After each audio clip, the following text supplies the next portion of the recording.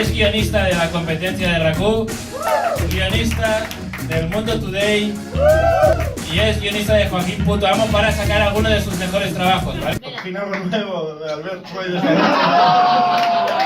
Hello, Mochi. Trabaja en el jueves, pero no lo estará haciendo muy bien porque aún no ha matado a nadie. Se llama Monchi, el moderno gilipollas que caía en Twitter. Tienes tanto dinero y tan mal aspecto que podrías ser judío.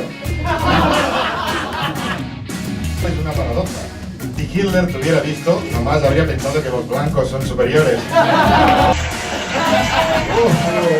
Era atentos ahí. Quiero bajar el jueves. ¿Os acordáis cuando se fueron todos los buenos?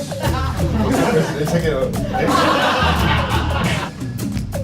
Tomás hace radio. Parece que acá tiene pinta de hacer cine, pero hace radio. Ahora que hablamos de Batman, a ti te llamaban Joker. Porque el más corto de decirle yo quería abortar. Eres como si Xavier García Albiol y Pilar Rahola hubieran encargado un hijo y les hubiera llevado por aquí.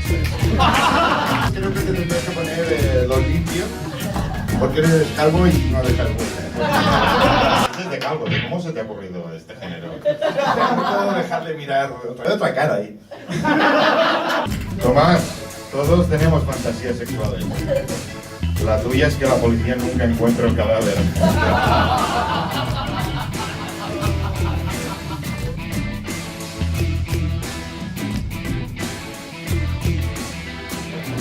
Y Monchi, a ver, te he repetido un poco porque has hablado de Albiol, Hitler y Cárdenas, que es la misma mierda, o sea... Así que mi voto es para Tomás.